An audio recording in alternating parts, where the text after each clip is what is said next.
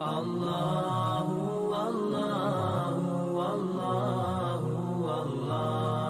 اللہ الرحمن الرحیم الحمد للہ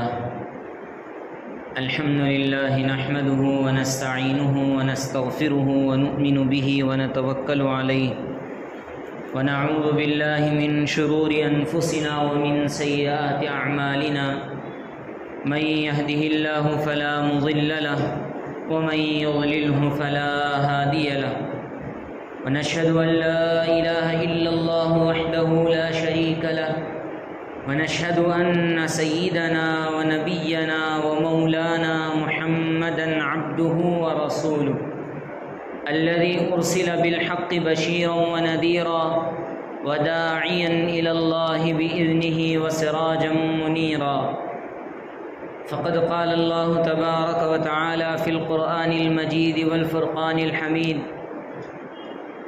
لن ينال الله لحومها ولا دماؤها ولكن يناله التقوى منكم كذلك سخرها لكم لتكبروا الله على ما هداكم ولعلكم تشكرون صدق الله العظيم وقال النبي الحبيب صلى الله عليه وسلم من وجد سعة لأن يضحي فلم يضحي فلا يقربن مصلانا أو كما قال عليه الصلاة والتسليم سبحان ربك رب العزة عما يصفون وسلام على المرسلين والحمد لله رب العالمين اللهم صل على سيدنا محمد وعلى آل سيدنا محمد وبارك وسلم اللهم صل على سيدنا محمد وعلى آل سيدنا محمد وبارك وسلم اللهم صل على سيدنا محمد وعلى آل سيدنا محمد وبارك وسلم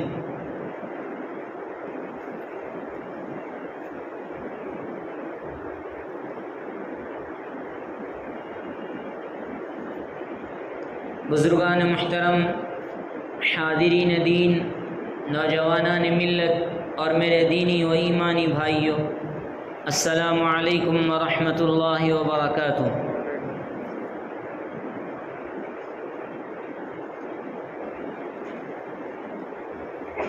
آج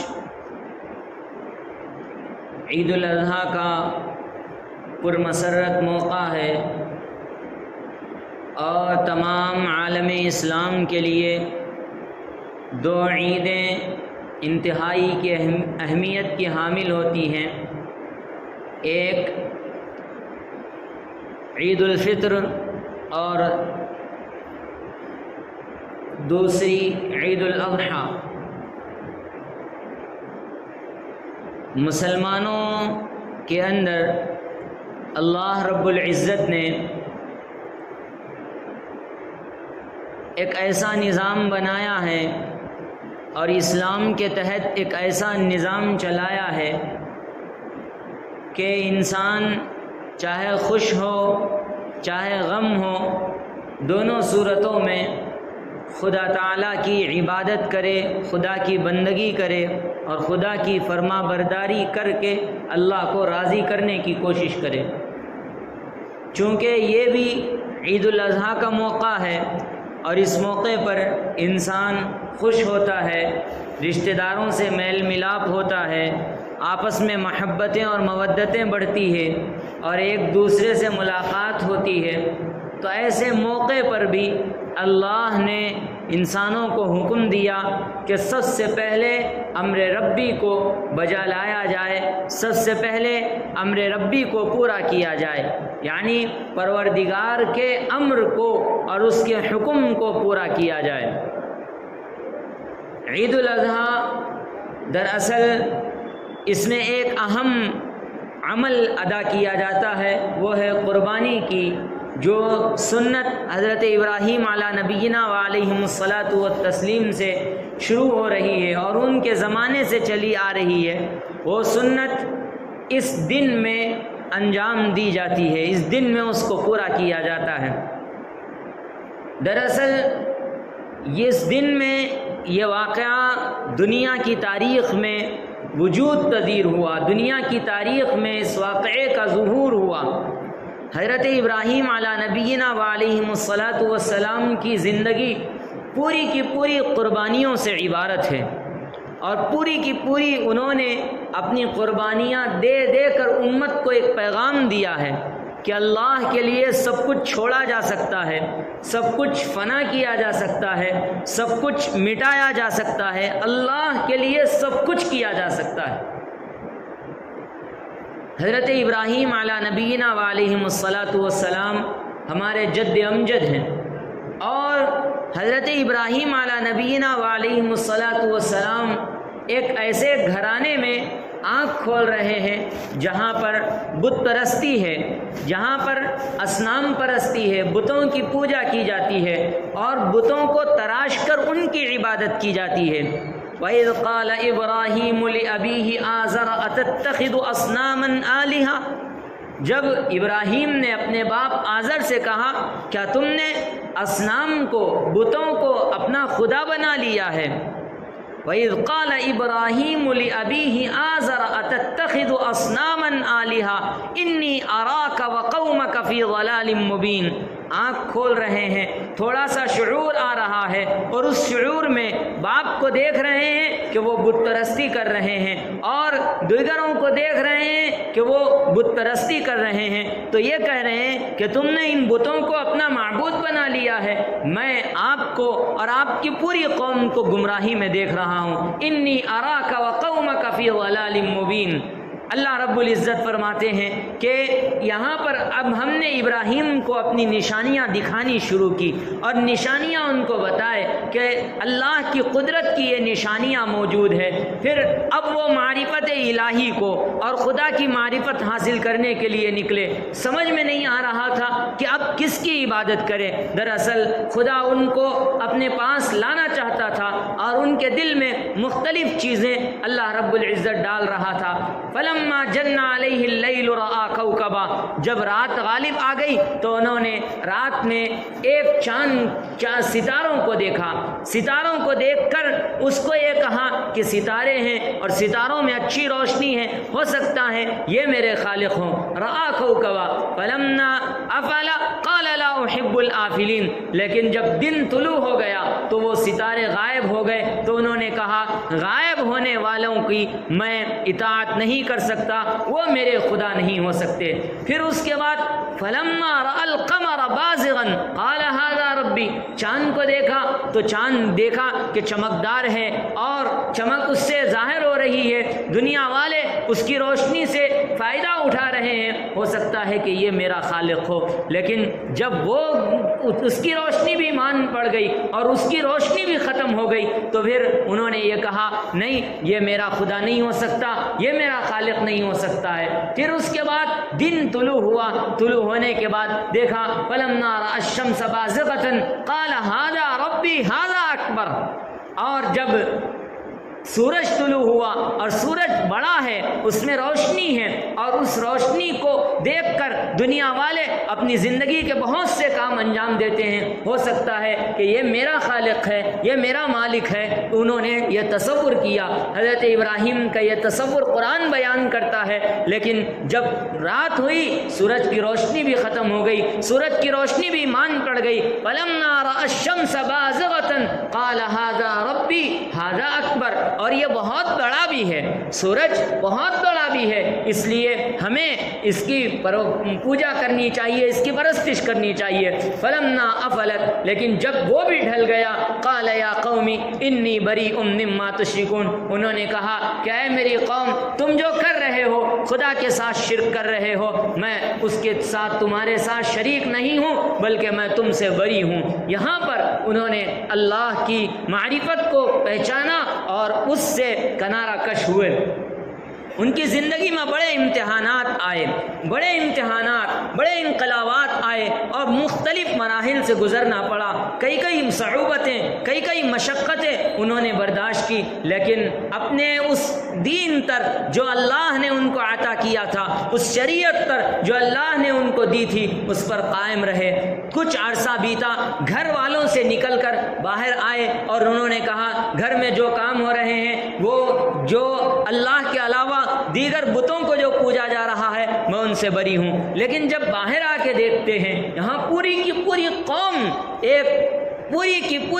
ایک غلط راہ پہ چل رہی ہے اور ایک غلط سمت پہ جا رہی ہے، اور ایک اس زمانے کا جو بادشاہ تھا نمرود، اس نمرود کی پرستش کر رہی ہے اور اس نمرود کو اپنا خدا مان رہی ہے، کیونکہ وہ خدائی کا دعوے دار تھا۔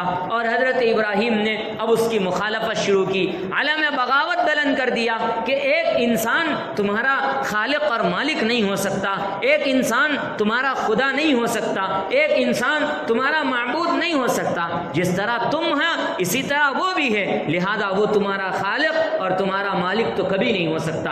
تو لوگوں نے حضرت ابراہیم کو نمرود کے پاس پہنچا دیا۔ نمرود نے بہت کوششیں کی کہ حضرت ابراہیم کو کسی طرح سے منا لیا جائے، کسی طرح سے یہ کہہ دیا، ایک مرتبہ ابراہیم کہہ دے کہ نمرود خدا ہے، لیکن حضرت ابراہیم اس سے مناظرہ کرنے لگے، اس سے یہ کہا کہ أَلَمْ تَرَ إِلَى الَّذِي حَاجَّ إِبْرَاهِيمَ فِي رَبِّهِ أَنْ آتَاهُ اللَّهُ الْمُلْكَ، کہ اللہ نے مجھے سلطنت دی ہے اور میں خدا ہوں۔ جب نمرود نے یہ دعویٰ کیا تو ابراہیم نے کہا اذ قال ابراہیم ربی الذی یحیی و یمیت، میرا پروردگار وہ ہے جو زندہ بھی کرتا ہے اور موت بھی دیتا ہے۔ نمرود جو ہے اس وقت اس کا دماغ خراب ہو گیا تھا، اس نے ایک قیدی کو بلایا اور قیدی کو بلا کے آزاد کر دیا، اور ایک راہ چلتے انسان کو بلایا اور اس کو قتل کر دیا اور کہا دیکھیے میں بھی تو زندہ کرتا ہوں اور میں بھی تو موت دیتا ہوں، اس کی تو زندگی باقی تھی، ایک راہ چلتے انسان کی زندگی باقی تھی، بلایا اور قتل کر دیا، دیکھو میں نے موت دے دی۔ اور ایک وہ جس کو سزائے موت کا اعلان کر دیا گیا تھا، بس سولی چڑھانے ہی والے تھے، اس کو بلایا اور آزاد کر دیا اور کہا دیکھو میں نے اس کو زندگی دے دی اور اس کو موت دے دی۔ اذ قال ابراہیم ربی الذی یحیی و یمیت، میرا پروردگار وہ ہے جو زندہ بھی کرتا ہے اور موت بھی دیتا ہے۔ تو نمرود نے کہا قال انا احیی و امیت، جو تمہارا رب جو کام کرتا ہے وہ میں بھی کر سکتا ہوں، میں بھی زندہ کر سکتا ہوں، میں بھی موت دے سکتا ہوں، اس نے یہ کہا۔ تو فوراً حضرت ابراہیم نے دلیل بدلی اور دلیل بدل کر فرمایا قال ابراہیم فإن اللہ یأتی بالشمس من المشرق فأت بها من المغرب، میرا پروردگار تو وہ ہے جو سورج مشرق سے طلوع کرتا ہے، میرا پروردگار تو وہ ہے جو سورج مشرق سے طلوع کرتا ہے، اگر تم چاہتے ہو کہ میں تمہیں خدا کہوں، اگر تم چاہتے ہو کہ میں تمہیں اپنا معبود تسلیم کروں، اگر تم چاہتے ہو کہ میں تمہیں اپنا خالق اور مالک سمجھوں، تو تم یہ کرو کہ سورج جو مشرق سے نکلتا ہے اسے مغرب سے نکال کر دکھاؤ۔ یہ دلیل سن کر نمرود ہکا بکا ہو گیا اور سارے مجمع کے سامنے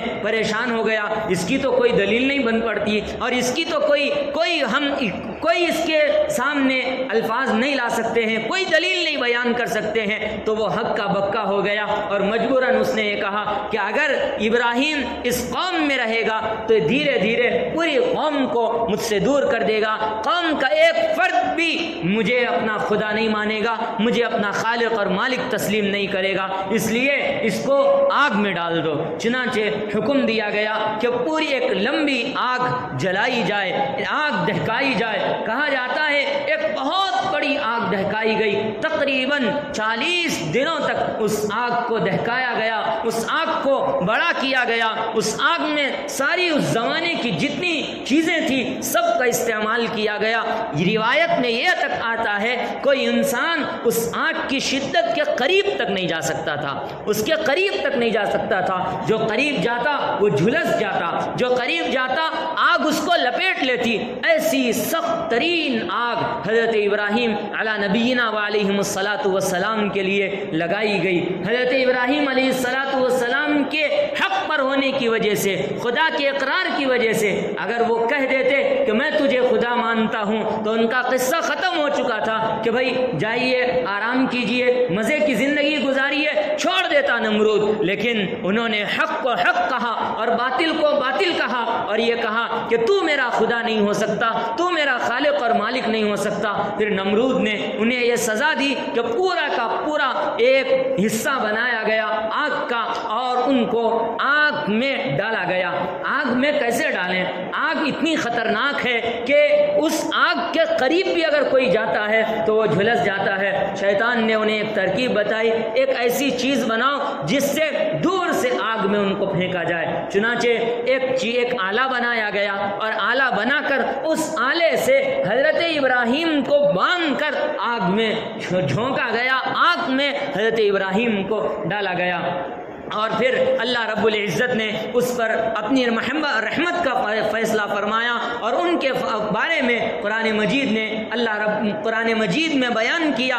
اللہ نے انہیں اس آگ کو حکم دیا، یا نار کونی بردا وسلاما علی ابراہیم، قلنا، ہم نے کہا اے آگ تو ابراہیم تو ٹھنڈی اور سلامتی والی ہو جا، اے آگ تو ابراہیم تو ٹھنڈی اور سلامتی والی ہو جا۔ آپ اندازہ کیجئے، آگ کا کام ہے جلانا، چھری کا کام ہے کاٹنا، اور پانی کا کام ہے ڈبونا۔ ہر چیز کی ایک تاثیر ہے، لیکن وہ تاثیر اسی وقت آئے گی جب کہ اللہ کا حکم اس میں شامل ہوگا۔ آگ اس وقت تک جلا نہیں سکتی جب تک کہ اللہ کا حکم ہو، چھری اس وقت تک کاٹ نہیں سکتی جب تک کہ اللہ کا حکم نہ ہو۔ اس کا مشاہدہ اسی حضرت ابراہیم علی نبینا وعلیہ الصلاۃ والسلام کے واقعے سے سمجھ میں آئے گا۔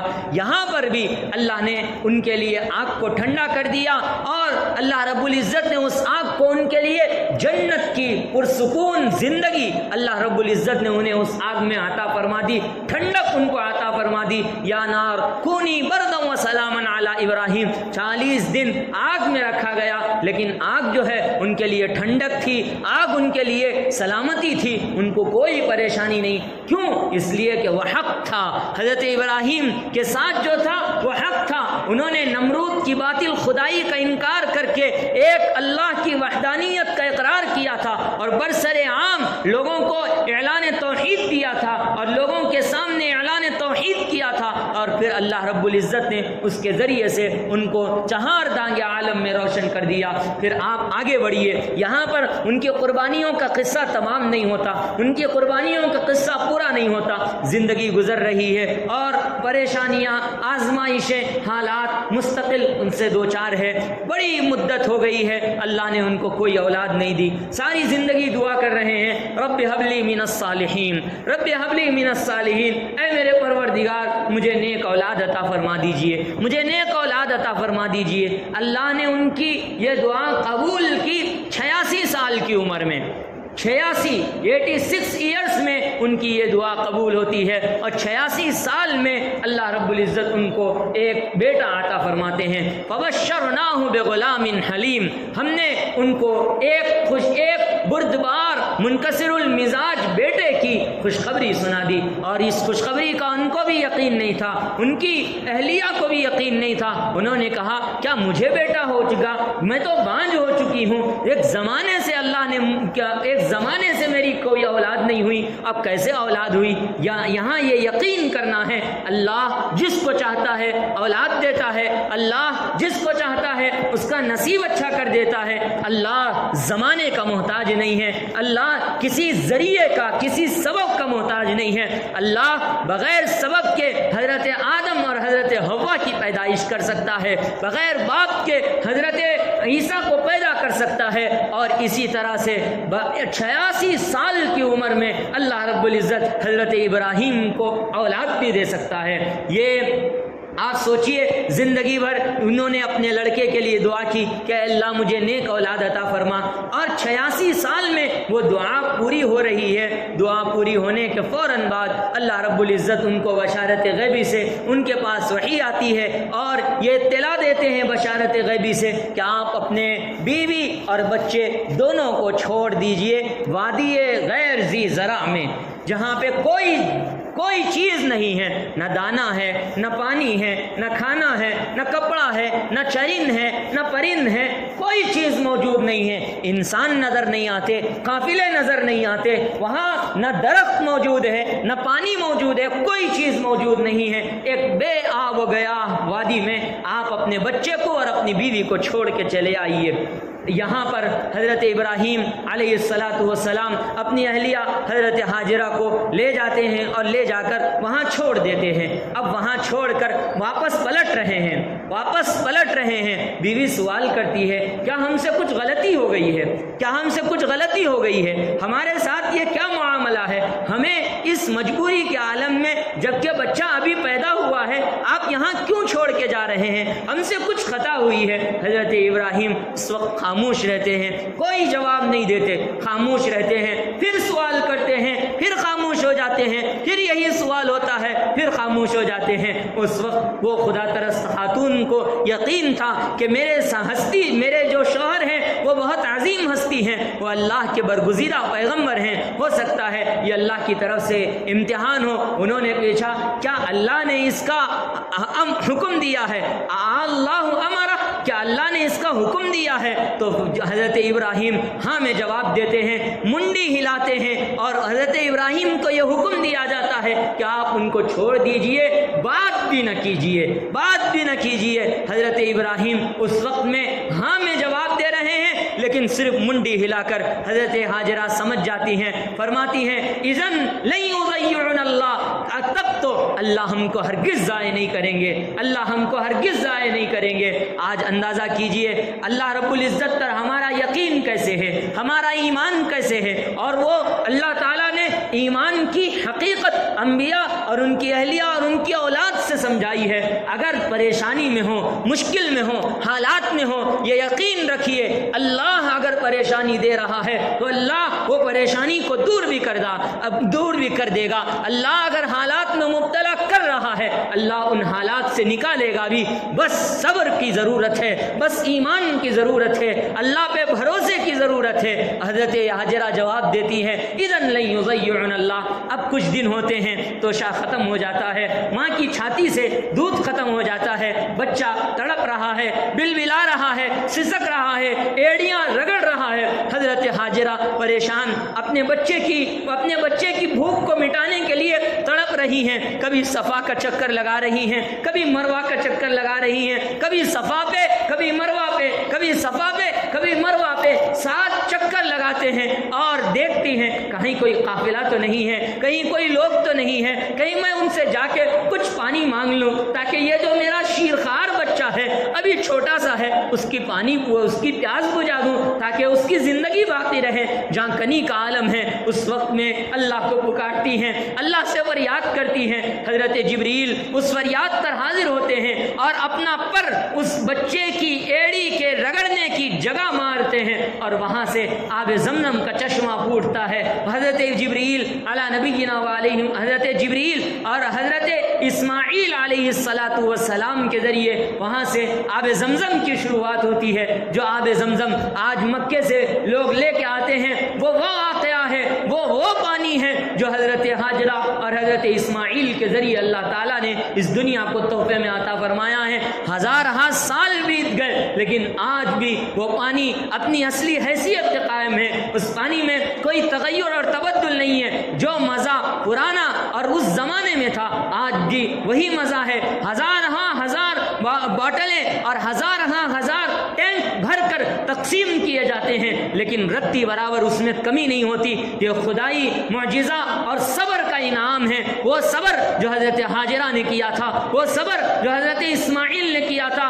اللہ کے لیے صبر کا مزاج اپنے دلوں میں پیدا کیجئے، اللہ وہ نوازے گا، ایسے نوازے گا کہ نسلیں بیٹھ کے کھاتے رہیں گی اور تمہیں پتہ نہیں چلے گا۔ لیکن اگر ناشکری کا جذبہ ہمارے دلوں میں پیدا ہو گیا، وسوسے اور خیالات ہمارے دلوں میں جکڑ گئے اور خدا کی محبت کے بجائے ہم دنیا کی محبت میں وارفتہ ہو کر خدائی قانون تر، خدائی حکم تر اعتراض کرنے لگے تو پھر وہاں سے ضلالت اور گمراہی کی وہاں سے بھٹکنا شروع ہو جاتے ہیں۔ آج اسی کی یادگار کے طور پر دنیا میں جب حج کرنے کے لیے حجاج پوری دنیا سے جاتے ہیں، وہی سننے سنت حاجرہ کو زندہ کرتے ہیں، سنت اسماعیل کو زندہ کرتے ہیں، وہ صفا و مروہ کے درمیان سعی کر رہے ہیں، چکر لگا رہے ہیں۔ کس چیز کا چکر ہے؟ اللہ کی محبت میں انہوں نے جو صبر کیا، اللہ نے ان کو تا قیامت کے لیے امر کر دیا، ان کو ان کی زندگی کو قیامت کے لیے باقی رکھ دیا، قیامت تک کے لیے باقی رکھ دیا۔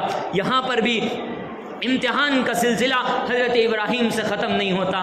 کچھ بچہ بڑا ہو جاتا ہے، 10-12 سال کا ہوتا ہے، بچے کو کچھ شعور آتا ہے، اور شعور ماں باپ کا سایہ، باپ کا نگہبان اور باپ کا مددگار، باپ کا محافظ بننے کی وہ کچھ عمر ہوتی ہے، پھر اللہ رب العزت ایک اور امتحان میں ڈالتے ہیں، کیونکہ حضرت ابراہیم اللہ کے بہت محبوب تھے، ابراہیم خلیل اللہ تھے، اللہ کے دوست تھے، اور جو دوست ہوتا ہے اسی کو آزمایا جاتا ہے، اسی کا مرتبہ بلند کیا جاتا ہے۔ یہ آزمائشیں ہو رہی ہے تاکہ ابراہیم کا مقام بلند کیا جائے، یہ آزمائشیں ہو رہی ہے تاکہ ان کی نسل میں احمد مجتبی، محمد مصطفیٰ، سیدنا و مولانا محمد الرسول اللہ صلی اللہ علیہ وسلم کو مبعوث کیا جائے۔ یہ ان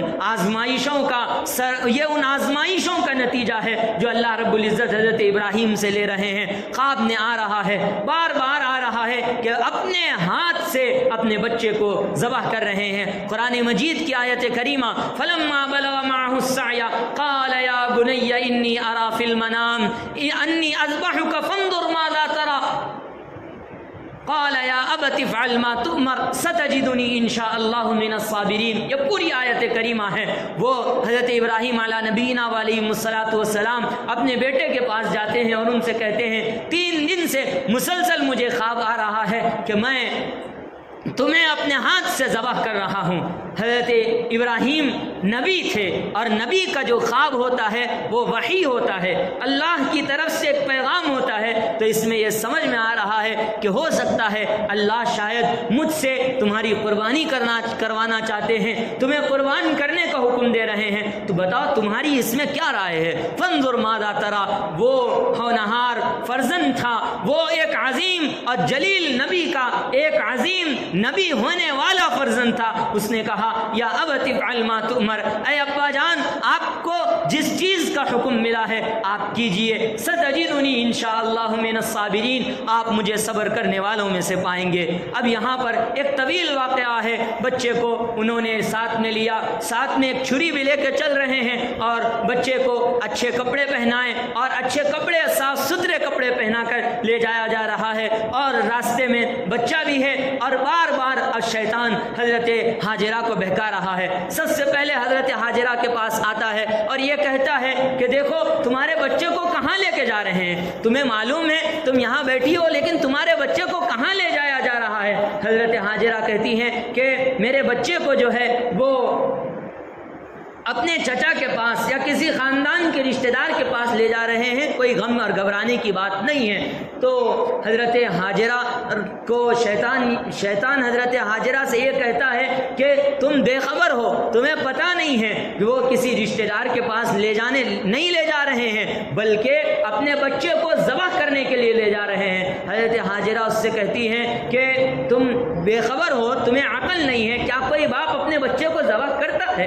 کیا کوئی باپ اپنے بچے کو ذبح کرتا ہے؟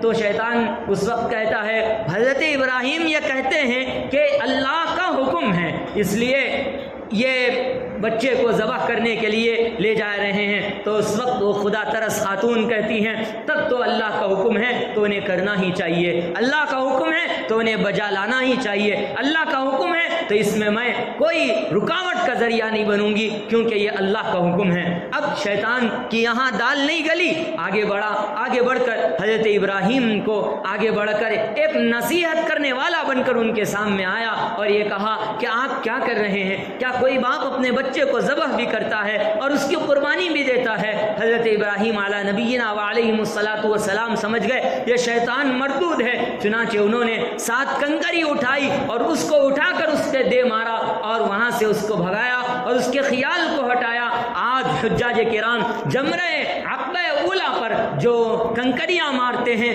وہ اسی حضرت ابراہیم علی نبینا علیہ الصلاۃ والسلام کی یادگار ہے، جہاں پہ شیطان ان کو بہکایا تھا اس جگہ پر آج جمرہ عقبہ کعبہ اولا بنا ہوا ہے اور وہاں پہ حجاج کرام کنکریاں مار کر اپنے نفس کو اور شیطان کو مٹاتے ہیں اور شیطان کو مٹانے اور شیطان کی خواہشات کو زیر کرنے کی کوشش کرتے ہیں. یہ وہیں سے حضرت ابراہیم علیہ نبینا علیہ الصلاۃ والسلام کی سنتیں ہیں جو چلی آ رہی ہیں. پھر آگے بڑھتے ہیں, آگے بڑھ کر بچے کو لے جاتے ہیں. ایک طویل واقعہ ہے اور اس میں بچے کو لٹاتے ہیں. بچے سے یہ کہتے ہیں کہ بیٹا میں تمہیں ذبح کر رہا ہوں, میں تمہیں اللہ کے نام پر ذبح کر رہا ہوں. تو بیٹا یہ کہتا ہے ابا جان آپ کو جس چیز کا حکم دیا گیا ہے آپ اسے کر گزریے, لیکن مجھے میرے کپڑے نکال لیجئے, میرے سفید کپڑوں میں مجھے لپیٹ دیجئے اور مجھے میرے گلے پہ چھری نہ چلائیے, مجھے میری گردن کے ذریعے سے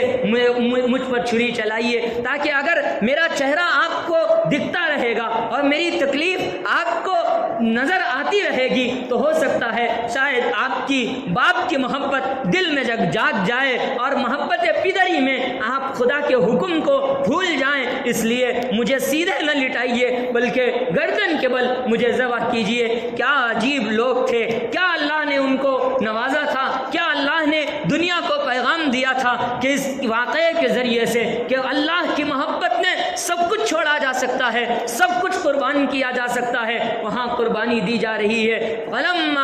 فلما بلغ معه السعي قال يا بني اني ارى في المنام اني اذبحك فانظر ماذا ترى قال يا ابت افعل ما تؤمر ستجدني ان شاء الله من الصابرين فلما اسلما وتله للجبين. وہ دونوں اس بات پہ رضامند ہو گئے اور انہوں نے ان کو جبین کے بل لٹا دیا اور اپنا گھٹنا ان کے سینے پہ رکھا.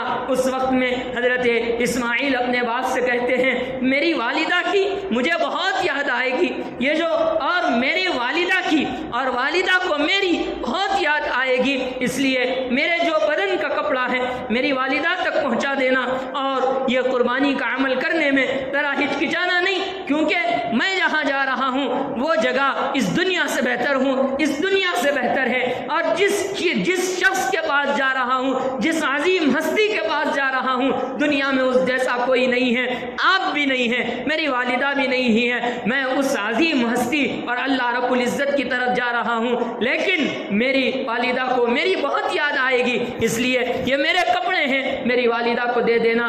دونوں رضامند ہو گئے. حضرت ابراہیم چھری پہلے ہی تیز کر چکے تھے, اب چھری چلا رہے ہیں, اللہ کا نام لے رہے ہیں. چھری کے انت کا کام یہ ہے کہ وہ کاٹے, چھری کا کام کیا ہے کہ وہ کاٹے, لیکن اب یہاں چھری کاٹ نہیں رہی ہے. چھری اس وقت ہی کاٹے گی جب اسے اللہ کا حکم ہوگا, اللہ کا امر ہوگا کہ اگر تو کاٹ تو وہ کاٹے گی. اللہ نے حکم دیا کہ نہیں, اب یہ چھری کا کام کاٹنا نہیں ہے. حضرت ابراہیم آنکھ پہ پٹی لگائے ہوئے ہیں اور اپنے بچے کو ذبح کرنے کے لیے لیٹے ہوئے ہیں اور مستقل طور پر ذبح کر رہے ہیں. پہلی مرتبہ کیا نہیں ہوا, پھر تیز کیا, پھر ذبح ہوا, پھر نہیں ہوا. تیسری مرتبہ میں جب ذبح کر رہے ہیں تو پھر اس وقت میں ذبح ہو جاتا ہے. حضرت ابراہیم الحمدللہ کہتے ہیں, لیکن جب پٹی کھول کے دیکھتے ہیں حضرت اسماعیل بازو ٹھہرے ہوئے ہیں اور جنت سے ایک دمبا لایا گیا ہے جس کو ذبح کیا جا رہا ہے. آواز آتی ہے یا ابراہیم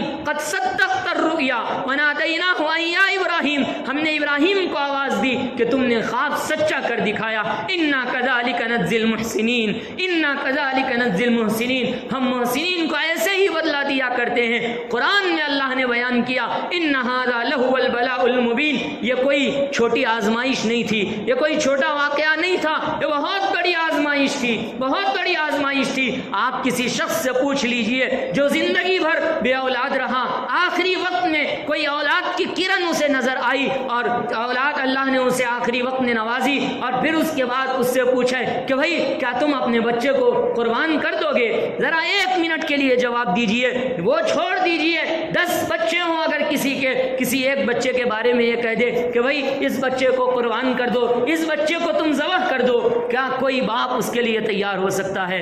کوئی باپ تیار نہیں ہو سکتا. یہ واقعات وہ واقعات ہیں, ایسے واقعات ہیں کہ اگر قرآن نے ان کو بیان نہ کیا ہوتا تو شاید ہمارے لیے سمجھنا مشکل ہو گیا ہوتا. یہ عظیم قربانی آج کے دن ہوئی تھی اور اسی سنت کو دوبارہ زندہ کرنے کے لیے دنیا کے مختلف علاقوں میں سارے کے سارے مسلمان اس سنت ابراہیمی کو زندہ کرتے ہیں، اس یادگار ابراہیمی کو زندہ کرتے ہیں۔ لیکن آج ہمارا کام یہ ہو گیا، ہم جانور کی قربانی دیتے ہیں، یہ سمجھتے ہیں کہ ہم نے قربانی دے دی، ہم جانور کی قربانی دیتے ہیں اور چند رشتہ داروں میں گوشت تقسیم کر لیتے ہیں اور گوشت کو دسترخوان کی زینت بنا لیتے ہیں۔ کیا یہی قربانی کا مقصد ہے؟ نہیں، گوشت کھانا اور کھلانا قربانی کا مقصد نہیں ہے، جانور کو ذبح کرنا قربانی کا مقصد نہیں ہے، جانور کا خون بہا دینا قربانی کا مقصد نہیں ہے۔ قربانی کا مقصد ہے اپنی خواہشات کو قربان کرنا، اپنی خواہشات کو قربان کرنا، اپنی مرضیات کو قربان کرنا، اپنے جان کو قربان کرنا، اپنے مال و منال کو قربان کر دینا، اپنی آل و اولاد کو قربان کر دینا۔ یہ وہ عظیم سبق ہے جسے ہم آج بھلا چکے ہیں۔ یاد رکھیے، جو کوئی قوم دنیا کے اندر قربانی کو بھلا دیتی ہے وہ قوم کا کوئی مستقبل نہیں ہوتا، وہ قوم کبھی آگے نہیں بڑھ سکتی۔ آج مسلمانوں نے دنیا کے اندر یہ قربانی کا نظام چلا رکھا ہے، اللہ کا حکم ہے اور چل بھی رہا ہے، لیکن قربانی کا جو مقصد ہے، قربانی کا جو حقیقی پیغام ہے، قربانی کا جو حقیقی مقصد اور روح ہے، اس کو ہم نے فراموش کر دیا اور بھلا دیا۔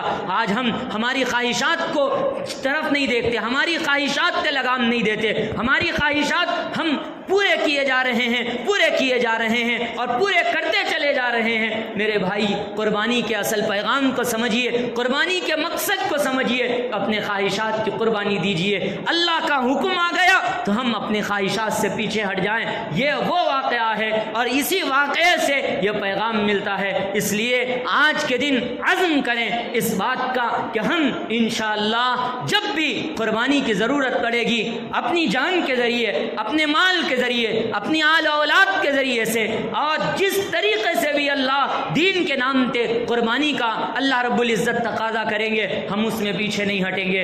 اسلام کے لیے ہم ہماری نسلیں کٹانے کے لیے تیار ہیں، اسلام کے لیے ہمارا سب کچھ مٹانے کے لیے تیار ہیں۔ جائیداد چھوڑی جا سکتی ہے، مال چھوڑا جا سکتا ہے، اولاد چھوڑی جا سکتی ہے، لیکن دین اسلام سے سودا نہیں کیا جا سکتا، دین اسلام کو چھوڑا نہیں جا سکتا۔ آج ہم اس بات کا عزم کریں، تہیہ کریں، عید کے پرمسرت موقع پہ عزم کریں، انشاءاللہ ہم اپنی خواہشات کی قربانی دیں گے، اللہ کے حکم کے آگے اپنی خواہشات کو چھوڑیں گے، اللہ کے حکم کے آگے ہم اپنی خواہشات کو ترک کر دیں گے۔ یہ عزم کریں، اور اسی عزم کے ساتھ اگر آپ قربانی دیتے ہیں تو سمجھیے آپ کی یہ قربانی کامیاب ہے، آپ کی یہ قربانی بامراد ہے۔ ورنہ اگر ایک دستور کے تحت جانور ذبح کر رہے ہیں اور جانور میں نام و نمود اور ریا اور دکھلاوے کے ساتھ 1-1 لاکھ 2-2 لاکھ کا جانور خرید کے لا رہے ہیں تو اس سے کوئی فائدہ ہونے والا نہیں ہے، کیونکہ اللہ کے پاس نہ تمہارے جانور کا خون پہنچتا ہے، نہ تمہارے جانور کا گوشت پہنچتا ہے، نہ ہی اس کی کھال پہنچتی ہے، کچھ بھی نہیں پہنچتا ہے۔ تو وہ اخلاص جو دل کے اندر مخفی ہے، لن ینال اللہ لحومها ولا دماؤها، اللہ کی تک تمہارے جانور کا نہ خون پہنچتا ہے اور نہ ہی گوشت پہنچتا ہے، ولکن ینالہ التقوی منکم، اگر کوئی چیز پہنچتی ہے تو وہ تقوی ہے، وہ اللہ کا خوف ہے، وہ دل کا ارادہ ہے جو انسان اپنے دل میں کیے ہوئے ہے کہ یہ جو قربانی کر رہے ہیں صرف اللہ کے لیے کر رہے ہیں، نام و نمود اور ریا کے لیے نہیں کر رہے ہیں، اپنی خواہشات کو قربان کرنے کے لیے کر رہے ہیں، اللہ کا حکم ہے اس لیے کر رہے ہیں، نبی کا حکم ہے اس لیے کر رہے ہیں۔ اور اگر اس نیت سے اگر ہم قربانی دیتے ہیں تو پھر اس قربانی کا اصل مقصد ہمیں حاصل ہوگا، ورنہ تو ایک دستور کے ساتھ قربانی چل رہی ہے، چلتی رہے گی تو قربانی کا پیغام ہم کو نہیں ملے گا۔ اس کی طرف توجہ کی ضرورت ہے۔ اللہ پاک ہمیں دین اسلام کے لیے اپنی جانوں کو قربان کرنے، اپنی مالوں کو قربان کرنے، اپنے آل اولاد کو قربان کرنے اور اپنی خواہشات کو قربان کرنے کی توفیق نصیب فرمائے۔ دین اسلام کے تحت جب بھی جو بھی تقاضا ہے اللہ پاک ہمیں اس کو پورا کرنے کی توفیق مرحمت فرمائے، آمین یا رب العالمین۔ وصلی اللہ تعالی علی نبینا الکریم محمد وآلہ وصحبہ اجمعین۔ سبحان ربک رب العزت عما یصفون وسلام علی المرسلین والحمد للہ رب العالمین۔ اللہ